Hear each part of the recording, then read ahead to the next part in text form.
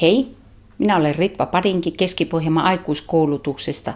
Toimin e-tuuttorina hyvinvointikampuksella.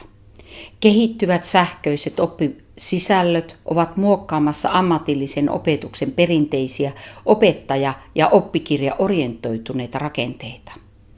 Olemme tilanteessa, jossa verkkoteknologia, mobiililaitteet ja sähköiset oppisisällöt ovat yhdistettävä toimiviksi oppimisympäristöiksi.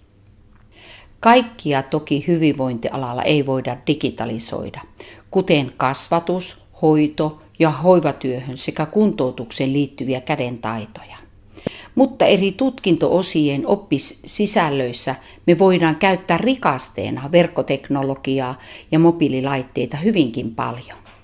Autan sinua hyödyntämään digitaalisia työvälineitä työssäsi.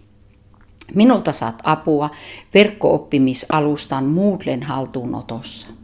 Autan sinua mielellään, kuinka löydät sieltä tuoreimmat opettajille tarkoitetut materiaalit, kuinka opiskelijoille tarkoitetut opetusmateriaalit lisätään kursseille ja kuinka luodaan tehtäviä opiskelijoille. Annan tukea sinulle kyvyt.fi-sivuston käytössä, mikä tukee opiskelijoiden elinikäistä oppimista. Autan sinua videoesitysten tekemisessä iPadilla tai Screen-O-Matic-kuvankaappausohjelmalla.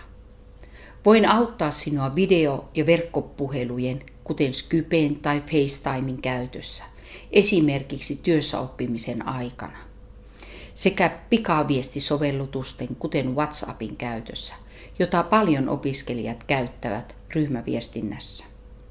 Älä aikaile, ole rohkeasti yhteydessä minuun. Mietitään sinun opetuksen yhdessä uusia digityökaluja.